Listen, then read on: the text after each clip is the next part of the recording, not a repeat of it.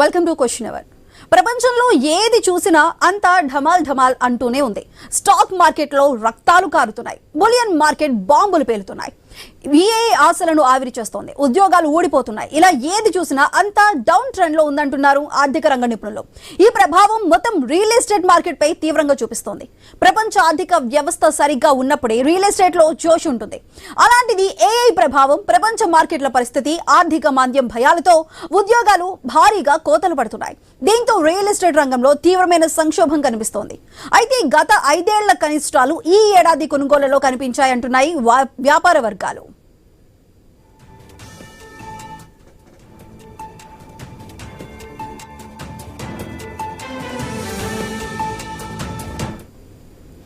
కొంతకాలంగా దేశవ్యాప్తంగా స్తబ్దుగా ఉన్న రియల్ ఎస్టేట్ మార్కెట్ ఈ ఏడాది మొదటి 3 నెలల కాలంలో మరింత దెబ్బతిన్నట్టు తెలుస్తోంది. 2026 జనవరి మార్చి కాలంలో అమ్మకాలు 1,00,000 యూనిట్ల దిగువకు పడిపోయాయి.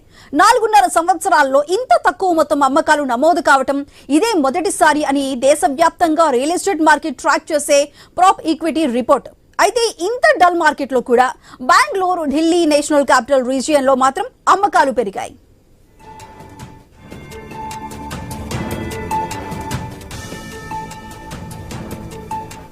హైదరాబాద్ లో మాత్రం అమ్మకాలు గత ఏడాది ఇదే కాలంతో పోలిస్తే 16% మేర తగ్గుముఖం పట్టాయి. ఈ ఏడాది తొలి 3 నెలల కాలంలో హైదరాబాద్ లో కేవలం 11,546 యూనిట్ల అమ్మకాలు మాత్రమే నమోదయ్యాయి.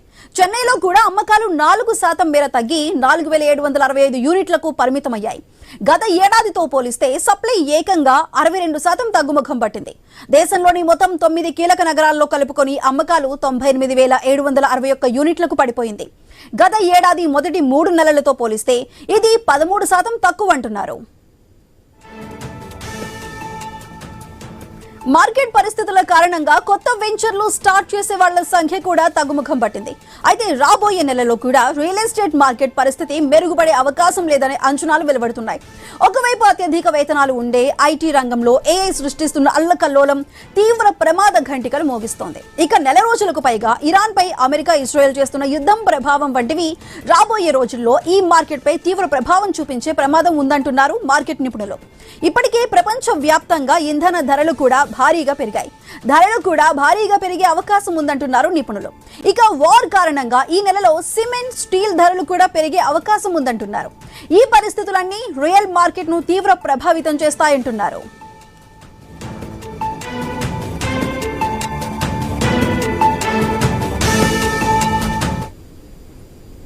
రియల్ ఎస్టేట్ రంగం ఢమాల్మంటుందా? వార్ రియల్ వ్యాపారంపై ప్రభావం చూపుతుందా? సిమెంట్, స్టీల్ ధరలు భారీగా పెరగబోతున్నాయా? నిర్మాణం ఖర్చులు భారీగా పెరుగుతున్నాయా? ఇటు వార్, ఇటు ఏఐ ప్రభావంతో ఉద్యోగాలు ఊస్టంటున్నాయా? రియల్ ఎస్టేట్ లో కొనుగోళ్లు భారీగా తగ్గాయా?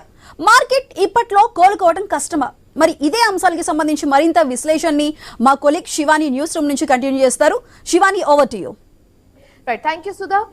సో ప్రపంచంలో ఎక్కడ ఏది చూసినా ఢమాల్ అనే సిచ్యువేషన్ మనం చూస్తున్నాము. Whether it is stock market, real estate and jobs. So ఇవన్నీ కూడా ఇంటర్లింక్ అయి ఉంది. ఇప్పుడు అక్కడెక్కడో వార్ జరుగుతుంటే స్టాక్ మార్కెట్ పడిపోతుంది. స్టాక్ మార్కెట్ పడిపోవడం వల్ల కొన్ని జాబ్స్ పోతున్నాయి. జాబ్స్ పోవడం వల్ల రియల్ ఎస్టేట్ లో ఒకవేళ పెట్టుబడి పెట్టాలంటే కూడా పాసిబిలిటీ లేదు. సో ఇలా అన్ని ఇంటర్లింక్ అయి ఉందన్నమాట. సో మనం దానికి బెస్ట్ ఎగ్జాంపుల్ ఏంటంటే రీసెంట్లీ ఒక 2-3 డేస్ బ్యాక్ ఒరాకల్ కంపెనీ వేలల్లో ఉద్యోగాల్ని ఊడగొట్టేశాయి. అంటే చాలా మంది ఆల్రెడీ నోటీస్ పీరియడ్ ఇచ్చారు and jobs on the spot job తీసేయడం కూడా జరిగిందనమాట. సో ఇవన్నీ కూడా ఇప్పుడు ఇంపాక్ట్ చూపిస్తుంది ఐటీ జాబ్స్ మీద. అండ్ దీనికి one of the main reasons కూడా ఏఐ అని చెప్పొచ్చు. ఇప్పుడు ఏఐ టెక్నాలజీ వల్ల చాలా జాబ్స్ కూడా పోతున్నాయి. సో అన్ని ఇంటర్లింక్ ఉన్నాయి కాబట్టి ఇప్పుడు రియల్ ఎస్టేట్ విషయానికి వస్తే ఆల్రెడీ 4 years నుంచి చాలా స్టాగ్నెంట్ గా ఉన్న ఈ జోనర్ కొంచెం ఇప్పుడు ఈ 2026 స్టార్ట్ అవ్వగానే ఇంకా కిందకి పడిపోయింది. Let's talk about 2026 January March కాలంలో అమ్మకాలు 1,00,000 యూనిట్లు దిగువకు పడిపోయాయి అనమాట. సో రియల్ ఎస్టేట్ పుంజుకుంటుంది అనుకున్న ప్రతిసారి అది కిందకి పడిపోతుంది కానీ అది పైకి అయితే ఎగబాగట్లేదు. సో దానికి కూడా చాలా రీజన్స్ ఉన్నాయి, మాట్లాడదాం ఆ రీజన్స్ ఏంటో. అట్ ది సేమ్ టైం కొన్ని క్వశ్చన్స్ కూడా రేజ్ అవుతున్నాయి జనాలు జనాల్లో కూడా. నిజంగానే స్టాక్ మార్కెట్ ధమాల్ అయిపోయిందా?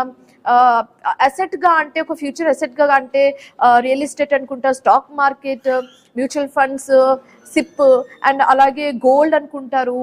సో ఇవన్నీ కూడా ఇప్పుడు నిజంగానే ఫ్యూచర్ కోసం ఇవన్నీ అసెట్స్ ని నమ్ముకోవడం ఇంకా జనాలు ఆపేయాలా? And at the same time ఒకవేళ రియల్ ఎస్టేట్ పడిపోతే అది పుంజుకోవడానికి అవకాశాలు ఏంటి అండ్ ఎప్పుడు పుంజుకుంటుందన్న క్వశ్చన్ కూడా రేజ్ అవుతున్నాయి. సో ఇంకా స్టాక్ మార్కెట్ విషయానికి వస్తే కూడా లక్షల్లో పెట్టుబడులు పెడతారు. సో స్టాక్ మార్కెట్ అంటే చాలా మందికి అది ఒక పల్స్ అయిపోయింది, చాలా మందికి అది future asset. So stock market లో ఎలాంటి ఫ్యూచర్ ని మనం చూడబోతున్నాం, ఎలాంటి కాన్సిక్వెన్సెస్ ని మనం ఫేస్ చేయబోతున్నాం అన్న క్వశ్చన్స్ కూడా రేజ్ అవుతున్నాయి. సో ఇవే అంశానికి సంబంధించి ప్రస్తుతం మనతో పాటు మాట్లాడడానికి జాయిన్ అయ్యారు సైబర్ సెక్యూరిటీ అనలిస్ట్ కట్కూరి గారు అండ్ అలాగే రియల్ ఎస్టేట్ నిపుణులు రామకృష్ణ గారు. వాళ్ళిద్దరితో మాట్లాడే ప్రయత్నం అయితే చేద్దాం. నమస్తే అండి. ముందుగా కట్కూరి గారు మీరు చెప్పండి, ఎందుకు జాబ్స్ ఇంత లే ఆఫ్స్ కి అండ్ రెసిషన్ కి మెయిన్ రీజన్స్ ఏంటి? మీ ఒపీనియన్ లో ఏం చెప్పాలనుకుంటున్నారు? మనకి ఏ అనేది రావడం వల్ల మనకి లోయర్ లెవెల్ జాబ్స్ అనేటివి, లోయర్ సెక్షన్ జాబ్స్ అనేటివి చాలా మటుకు పోవడానికి కారణం అవుతున్నాయి. మనం ఎగ్జాంపుల్ తీసుకుంటే ఏదన్నా ఒక ఎగ్జాంపుల్ ఒక డాటా షీటో ఒక ఎక్సెల్ షీటో చేయాలనుకుంటే దానికి మాన్యువల్ గా లోయర్ సెక్షన్ లేదంటే మామూలు ఎంట్రీ లెవెల్ జాబ్స్ అనేటివి అవసరం పడేది. ఇప్పుడు అట్లాంటిది అవసరం లేకుండా ఏ వల్ల ఒక ప్రాంప్ట్ ఇవ్వడం వల్ల, ఒక ప్రాంప్ట్ నీకు ఒక హండ్రెడ్స్ ఆఫ్ డాటా ఇచ్చి మనం ఒక మంచి ప్రాపర్ ప్రాంప్ట్ ఇవ్వడం వల్ల ఇమీడియట్ గా మనకు ఆ డాటా అనేది ఎలా అంటే అలా చేసి పెట్టడానికి ఏఐ అనేది ఉపయోగపడుతుంది. అందువల్ల ఇట్లాంటి జూనియర్ లెవెల్ ఆఫ్ జాబ్స్ అనేటివి ఖచ్చితంగా ఎఫెక్ట్ అయినవి. మనం ఒరాకిల్ రీసెంట్ గా ఒరాకిల్ తీసుకుంటే ఒరాకిల్ లో చాలా మంది 30,000 వరకు లే ఆఫ్ ఇవ్వడము, దాంట్లో 12,000 మంది ఇండియన్స్ ఉండడము, హైదరాబాద్ ఉండడం, ఇట్లాంటివన్నీ జరుగుతున్నాయి. ఈ ఒరాకిల్ కనుక తీసుకుంటే వీళ్ళు ఇప్పుడు ఫిజికల్ ఈ జాబ్స్ కంటే కూడా ఏఐ ఇంజనీరింగ్, ఏఐ ఆర్కిటెక్చర్ మీద ఫోకస్ చేస్తూ వాళ్ళు కూడా స్కిల్ అప్గ్రేడ్ చేసుకుంటూ అప్గ్రేడ్ అవ్వడానికి ప్రయత్నం చేస్తూ ఇవన్నీ ఈ లేఆఫ్స్ అనేది ఇవ్వడం జరిగినట్టు మనం చూడాలి. ఇప్పుడు అంతా కూడా కాన్సన్ట్రేషన్ ఎలా అంటే AI engineering based, architecture based jobs అనేటివి మళ్ళీ అవకాశాలు అనేవి ఉండబోతున్నాయి. స్కిల్స్ డెవలప్ చేసుకొని ఆ దిశగా ప్రయత్నాలు చేయడం అవసరం అవుతుంది. ఓకే, అవకాశాలు ఉన్నాయని చెప్తున్నారు కట్కూరి గారు, కానీ ఫ్యూచర్ లో ఈ ఏఐ మ్యాన్ పవర్ ని డామినేట్ చేసే అవకాశాలు కూడా ఉన్నాయంటారా? మ్యాన్ పవర్ ని అంటే మ్యాన్ మానిటరింగ్, మ్యాన్ పవర్ ని డామినేట్ అంటే మ్యాన్ పవర్ ని తగ్గిస్తుంది. ఇప్పుడు తీసుకుంటే వాళ్ళ యొక్క మ్యాన్ పవర్ ని తగ్గిస్తుంది, కానీ అసలు హ్యూమన్ ఇంటర్ఫేస్ అనేది, హ్యూమన్ ఇంటరాక్షన్ అనేది లేకుండా జరగడం అనేది సాధ్యం కాదు. ఇప్పుడు ఎగ్జాంపుల్ ఒక 100 మంది చేయాల్సిన పనిలో ఒక 10 మంది స్టాఫ్, 10 మంది మ్యాన్ పవర్ తో 10 మంది ఉంటే సరిపోయేలాగా ఆ అడ్వాన్స్మెంట్ కనుక అలా చేసుకోవడానికి పాసిబుల్ అవుతుంది. దానివల్ల తగ్గుతుంది. At the same time skill development అనేది పెంచుకోవడం వల్ల ఇలాంటి రిసిషన్ వచ్చినా, ఇలాంటి ఈ గ్యాప్ పీరియడ్ లో కూడా స్కిల్ డెవలప్మెంట్ చేసుకోవడం వల్ల ఇమీడియట్ గా వాళ్ళు రిక్రూట్ అవ్వడం, వాళ్ళ జాబ్స్ అన్ని మళ్ళీ షిఫ్ట్ అవ్వడానికి అవకాశం అయితే ఉంటుంది. స్కిల్ డెవలప్మెంట్ ఓకే, మాట్లాడతాం. సో రామకృష్ణ గారు మీరు చెప్పండి, ఇప్పుడు రియల్ ఎస్టేట్ అంటే అందరు కూడా అది ఫ్యూచర్ ఎసెట్, దానిలో చాలా మంది పెట్టుబడి పెడుతూ ఉంటారు. సో ఇప్పుడు ఆల్రెడీ 4 years నుంచి పాస్ట్ 4 years గా చూసుకుంటే చాలా స్టాగ్నెంట్ గా ప్లేన్ గా ఉన్న రియల్ ఎస్టేట్ ఇప్పుడు తగ్గిపోవడం మనం చూస్తున్నాము. అంటే ఒక వేవ్ లెంత్ ఇప్పుడు మనం చూస్తున్నాం తగ్గిపోయింది. దీనికి మెయిన్ రీజన్స్ ఏమై ఉండొచ్చు అంటారు మీరు? అందరికీ నమస్కారం అండి. ఇక్కడ మేజర్ గా చూడాల్సింది ఏంటంటే మేడం, రియల్ ఎస్టేట్ పడిపోవడం అంటూ ఎప్పుడు ఉండదు. ముఖ్యంగా తెలంగాణ ప్రాంతంలో అట్లాంటిది ఉండదు. కాకపోతే కొంచెం ఉంటుంది. ఎందుకంటే ఇప్పుడు జనరల్ గా ఎలక్షన్స్ వచ్చినప్పుడు కానీ, ఇలాంటి వార్స్ వచ్చినప్పుడు కానీ, కాస్త కొంచెము విషయంలో రిస్క్ ఉన్నప్పుడు కానీ, ఇలాంటి విషయాలలో కొంచెం స్లో ఉంటుంది. అంతే మాత్రాన పడిపోవడం అంటూ ఎప్పుడు జరగలేదు ఇప్పటి వరకు. అంటే ఇప్పుడు 2021 నుంచో లేకపోతే 22 నుంచి ఒక్కొక్కసారి గణాంకాలు చూసుకుంటే 2026 జనవరి మార్చ్ కాలంలో అమ్మకాలు 1,00,000 యూనిట్లు తగ్గాయన్నట్టుగా చూపిస్తున్నాయి గణాంకాలు కూడా. సో దీనికి మెయిన్ రీజన్స్ ఏంటి? తగ్గడం అంటే అది తగ్గుదల మనం క్లియర్ గా చూస్తున్నాం కదండి. మేజర్ ఒకటి చెప్తాను మేడం, ఏంటంటే వాస్తవానికి రియల్ ఎస్టేట్ అనేది ఓన్లీ మీరు అపార్ట్మెంట్స్ లో యూనిట్స్ వైజ్ గా మీరు కన్సిడర్ చేస్తున్నారు. రియల్ ఎస్టేట్ అనేది ఓన్లీ అపార్ట్మెంట్స్ ఒకటే కాదు, విల్లాస్ ఒకటే కాదు, ల్యాండ్ ఫ్లాట్స్, ఇట్లా ఎన్నో రకాలుగా ఇన్వాల్వ్మెంట్ అయి ఉంటాయి. మీరు అన్న ఓకే. అపార్ట్మెంట్స్ లో తగ్గింది మాత్రం వాస్తవమే. కానీ కొన్ని అంటే ఇప్పుడు అపార్ట్మెంట్ కాస్ట్ కూడా మీరు చూడండి, ఇంతకుముందు 40 లక్షలు 50 లక్షలు ఉన్న అపార్ట్మెంట్ కాస్త ఈ రోజు 1,20,00,000 దాకా అయిపోయింది. అంటే అవును. మినిమం బడ్జెట్ అంత పైన అనేసరికి దాన్ని బేర్ చేయడానికి చాలా మందికి ముందుకు రావడం లేదనేది first thing.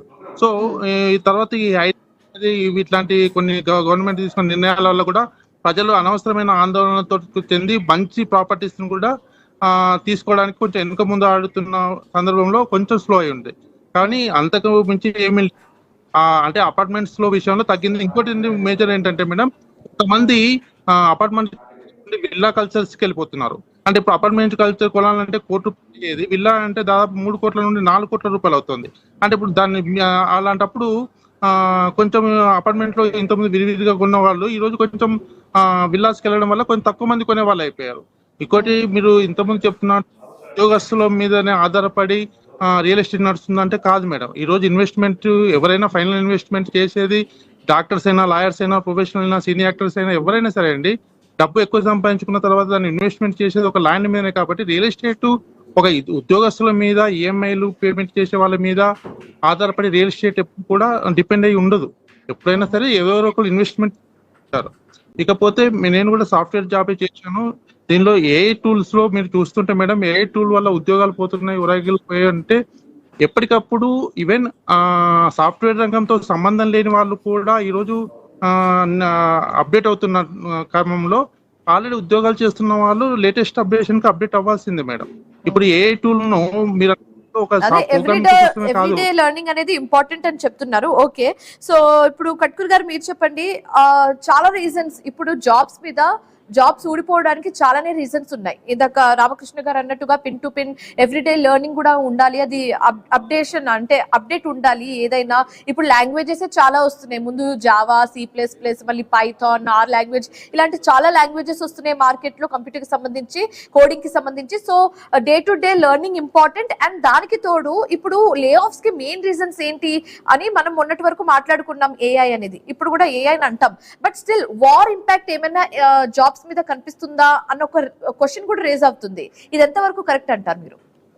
War effect jobs మీద ఎఫెక్ట్ అంటే ఇప్పుడు ఒక మైగ్రేషన్ పీరియడ్, ఒక సాచురేషన్ పీరియడ్, లేదంటే ఒక షిఫ్టింగ్ పీరియడ్ గా తప్పకుండా చూడాల్సిన అవసరం ఉంటుంది. ఎందుకంటే గల్ఫ్ కంట్రీస్ లో ఉన్న అమెరికన్ కంపెనీస్ కి సంబంధించిన డాటా సెంటర్ల మీద, నిన్న మొన్న చూసుకుంటే అమెజాన్ సెంటర్ మీద,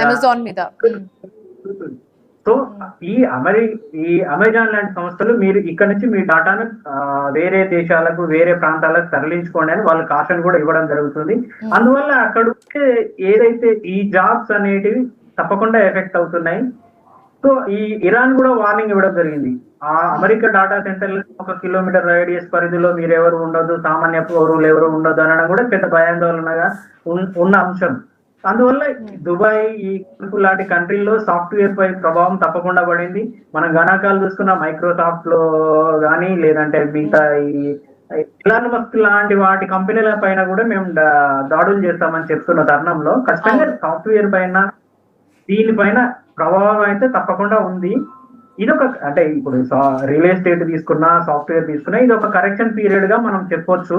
అంటే ఒక ఇలాంటి పీరియడ్స్ అన్ని దాదాపు ఒక మార్కెట్ లో ఏదాన్ని ఒడిదుడుకులు వచ్చినప్పుడు వస్తూనే ఉంటాయి.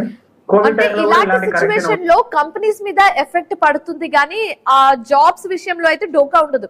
ఇప్పుడు పలానా లెట్స్ సే ఏ కంపెనీలో మనకి ఏమైనా ప్రాబ్లం వస్తే we can shift to be company, అలా కంపెనీస్ ఉంటాయి. కాబట్టి కంపెనీస్ విషయంలో ఏమైనా ప్రాబ్లం వస్తే స్వాప్ అవ్వచ్చు. కానీ టాలెంట్ ఉంటే, జాబ్ మీద ఇంట్రెస్ట్ ఉంటే మాత్రం ఎక్కడైనా పని చేయొచ్చు అంటారు. మన దగ్గర స్కిల్ ఉన్నప్పుడు, మన ఎలాంటి పరిస్థితులకి ఇప్పుడు అప్డేట్ అవుతూ మన దగ్గర స్కిల్ ఉన్నప్పుడు ప్రాబ్లం అనేది అంతగా ఉండదు. ఎవరైతే కొంచెం ఆ స్కిల్ డెవలప్మెంట్ లో అడ్వాన్స్ గా ఉండకపోవడము లాంటివి ఉన్న వాళ్ళలో కొంత ఇలాంటివి ఉండొచ్చు. రామకృష్ణ గారు, ఇప్పుడు మనం స్టూడెంట్స్ గురించి ఒకవేళ మాట్లాడుకుంటే, ఇప్పుడు ఇంటర్ ఎగ్జామ్స్ కూడా అయిపోయాయి కాబట్టి ఇప్పుడు అందరూ కూడా ఏఐ తీసుకోవాలా లేకపోతే ఇంజనీరింగ్, కంప్యూటర్ సైన్స్ తీసుకోవాలా అని ఒక డైలమాలో ఉంటారు స్టూడెంట్స్ కూడా. కానీ ఇవన్నీ ఆన్ ది అదర్ హ్యాండ్ ఇవన్నీ సిచ్యువేషన్స్ చూస్తుంటే ఫ్యూచర్ లో సాఫ్ట్వేర్ ఇంజనీర్ అవ్వలేము ఒకవేళ అయినా ఇలాంటి ప్రాబ్లమ్స్ ని ఫేస్ చేసే అవకాశాలు ఎక్కువగా ఉన్నట్టుగా కూడా స్టూడెంట్స్ ఇప్పటికీ మాట్లాడుకుంటున్నారు. సో మీరు ఏం చెప్పాలనుకుంటున్నారు స్టూడెంట్స్ కి? మేడం ఇక్కడ చూడాల్సింది ఏంటంటే ఇక్కడ సిఎస్సి కానీ మీరు బీటెక్ లో చదివిన కానీ ఏదైనా కానీ వాళ్ళు కేవలం డిగ్రీ ఇస్తారు, అక్కడ ఉన్న స్కిల్స్ కొంచెం నేర్పిస్తారు, కానీ అవుట్డేటెడ్ గా ఈ మార్కెట్ లో ఏం జరుగుతుంది, మార్కెట్ లో ఏ కోర్స్ కి డిమాండ్ ఎప్పుడు ఉన్నది ఎప్పటికప్పుడు ఆల్రెడీ ఇన్స్టిట్యూషన్స్ కూడా ఎవరైతే కాలేజీలు ఉన్నాయో వాళ్ళు సజెషన్ చేస్తున్నారు, వీళ్ళు బయట నేర్చుకోవాల్సిందే. కానీ ప్రత్యేక ఏ అని చెప్పి ఏఐని మాత్రమే నేర్చుకుంటా అంటే కుదరదు. ఎందుకంటే ఏఐ అనేది ఇప్పుడు వచ్చిందేం కాదు, ఇది ఉంది. కాకపోతే ఈ రోజు దాని డిమాండ్ పెరిగింది కాబట్టి ఈ రోజు దాన్ని యూజ్ చేయడం కోసం కోర్స్ అంటున్నారు. ఈ రోజు ఈ 4 సంవత్సరాలు ఏఐ లోపల మళ్ళీ ఇంకో కొత్త కోర్స్ వస్తుంది. కాకపోతే ఏది మార్కెట్ లో అప్డేట్ కోర్సులు నేర్చుకోవాల్సిందే. సింపుల్ ఎగ్జాంపుల్ చెప్తున్నాను మేడం. ఇప్పుడు ఏ అంతా కూడా అంత ఎఫెక్టివ్ కాదు. ఇప్పుడు ఫర్ ఎగ్జాంపుల్ ఒక లాంగ్వేజ్ లో ఒక కోడింగ్ లో ఒక రాచామనుకోండి, ఇది నాకు సేమ్ కోడింగ్ నాకు లాంగ్వేజ్ లో కావాలంటే అది చేసి పెడుతుంది. బట్ ఏమి ఇవ్వాలి, ఎక్కడ కరెక్ట్ చేయాలి కూడా ఒక కంప్యూటర్ నిపుణుడు అతనుకున్న నాలెడ్జ్ ని బట్టి, అతనుకున్న చదువును బట్టి సాల్వ్ చేయగలుగుతాడు తప్ప ఓన్లీ ఈ కోర్సు డిమాండ్ ఉందని చెప్పి ఇప్పుడు నేర్చుకోవడం కాదు. ఎవరైనా నేర్చుకోవచ్చు. ఈవెన్ బీటెక్ ఎంటెక్ తో సంబంధం కూడా లేదు. ఈ రోజు ఈ విషయం తెలియక చాలా మంది సాఫ్ట్వేర్ ఇంజనీర్స్ పానిక్ అయిపోతుంటారు, and at the same time students కూడా చాలా ఈజీగా పానిక్ అయిపోతుంటారు. మీరు ఇందాక అన్నట్టుగా not everything has to be related to AI. కొన్ని టెక్నిక్స్ అండ్ కొన్ని కోడింగ్స్ విషయంలో జాగ్రత్తలు తీసుకుంటే ఇట్ వుడ్ బి ఫైన్ అని మీరు అంటున్నారు. మేడం ఇంకొకటి చెప్పండి, సాఫ్ట్వేర్ ఇంజనీర్ అంటే సాఫ్ట్వేర్ ఇంజనీర్ కాదు. సాఫ్ట్వేర్ ఇంజనీర్ అని అంటే సాఫ్ట్వేర్ ని తయారు చేసేవాళ్ళు సాఫ్ట్వేర్ ఇంజనీర్. మనం సాఫ్ట్వేర్ ని యూజ్ చేస్తున్నాం అంతే, అక్కడ ఉన్న యూజ్ చేస్తున్నాం మనం. కాబట్టి వీళ్ళందరూ అంత ప్యానిక్ అవసరం లేదు. ఈ రోజు ఒక్క యుద్ధంతోటో దేనితోటో అవకాశాలు ఎవరికి లేదు మేడం. ఈ రోజు ఒక కంట్రీలో కాకపోతే ఓకే, ఇప్పుడు రియల్ ఎస్టేట్ గురించి మాట్లాడుకుందాం. ఓకే, ఇప్పుడు అవన్నీ గణాంకాలు చూసుకుంటే పాస్ట్ 3-4 years నుంచి స్టాగ్నెంట్ గా ఉన్న రియల్ ఎస్టేట్ ఇప్పుడు పడిపోవడం ఇవన్నీ పక్కన పెట్టేస్తే ఇప్పుడు సిచ్యువేషన్ ఎంతో కొంత దిగజారింది, మనం చూస్తున్నాం ఆ సందర్భాన్ని. సో ఫ్యూచర్ లో కోలుకునే అవకాశం ఏమైనా ఉందా? ఒకవేళ కోలుకుంటే దానికి మెయిన్ రీజన్స్ ఏంటి, అంటే కోలుకోవడానికి మెయిన్ రీజన్స్ ఏమై ఉండొచ్చు అంటారు? మేడం ఇప్పుడు ఇక్కడ మనకు ముఖ్యంగా ఈరోజు ఈ కేవలం ఎంప్లాయీస్ యొక్క అంటే భద్రత లేకపోవడం, ఉద్యోగ భద్రత లేకపోవడం, వాళ్ళ ఉన్న విషయంలో కొంచెం ఇన్వెస్ట్మెంట్ కొంచెం వెనకబడుతున్నారు. సెకండ్ నుండి అపార్ట్మెంట్స్ కల్చర్ నుండి కొంతమంది వెళ్తున్నారు, కొంతమంది ఓపెన్ ఫ్లాట్స్ విధానం పోతున్నారు. కాబట్టి కాస్త స్లో అయిపోయింది తప్ప పడిపోవడం అన్నది కరెక్ట్ కాదు, పడిపోలేదు. ఇకపోతే ఈరోజు ఇన్వెస్టర్స్ ఎవరైతే హైదరాబాద్ లో కానీ తెలంగాణ కానీ ఆంధ్రప్రదేశ్ లో కానీ ఇన్వెస్టర్స్ చేస్తున్నారో వాళ్ళు వీటిని దృష్టిలో పెట్టుకొని చేయట్లేదు. వాళ్ళు పెద్ద పెద్ద కంపెనీలు వస్తున్నాయి, ఎక్కడెక్కడి నుంచో డెవలప్మెంట్స్ అవుతున్నాయి. ఈ రోజు యుఎస్ డాటా కన్సల్టెన్సీ వచ్చింది, యుఎస్ కన్సల్టెన్సీ మైక్రోసాఫ్ట్ వచ్చింది, ఈ రోజు ఆంధ్రప్రదేశ్ గూగుల్ వస్తుంది. ఇట్లా నెంబర్ ఆఫ్ మల్టీనేషనల్ కంపెనీలు వస్తున్నప్పుడు, ఇన్ఫ్రాస్ట్రక్చర్ డెవలప్ అవుతున్నప్పుడు ఆటోమేటిక్ గా డెవలప్మెంట్ అనేది జరుగుతూనే ఉంటుంది. దానికి తగ్గట్టుగా ఎంప్లాయ్మెంట్ పెరుగుతుంది. ఎంప్లాయీస్ పెరిగినప్పుడు ఆటోమేటిక్ గా ల్యాండ్ యొక్క డిమాండ్ కూడా పెరుగుతుంది. కాబట్టి రియల్ ఎస్టేట్ ఓకే రామకృష్ణ గారు, మీరు అంటున్నారు బానే ఉంది, కంపెనీస్ వస్తున్నాయి, ల్యాండ్ ని ఎక్వైర్ చేస్తున్నాయి, అన్ని తీసుకుంటున్నారు, బిల్డ్ చేస్తున్నారు, అంత బాగుంది. కానీ ఇప్పుడు యుద్ధం వల్ల సిమెంట్ అండ్ అలాగే స్టీల్ ధరలు కూడా పెరిగిపోయాయి. చిన్న విషయం అయినప్పటికీ we need to focus on it. ఈ 2 విషయాల్లో కూడా ధరలు పెరిగిపోవడం వల్ల బిల్డింగ్ విషయంలో కూడా, కట్టే విషయంలో కూడా ఆలోచించాల్సిన పరిస్థితి ఏర్పడింది. అది మాత్రం ఒప్పుకోవాల్సిందే. ఇప్పుడు స్టీల్స్ కు సంబంధించిన వాటిల్లో పెరిగినాయి, సిమెంట్ పెరిగినాయి, మొత్తం మెటీరియల్ కాస్ట్ పెరిగింది, లేబర్ చార్జెస్ పెరిగినాయి. వీటి ఆల్రెడీ కంప్లీట్ అయిన బిల్డింగ్ ప్రాబ్లం లేదు, కానీ ఇప్పుడు కన్స్ట్రక్షన్ అవుతున్న దాంట్లో అదనపు భారం కస్టమర్స్ మీద కూడా పడుతుంది, అది బిల్డర్స్ మీద పడుతుంది కాబట్టి ఇస్తున్నారు. That's okay.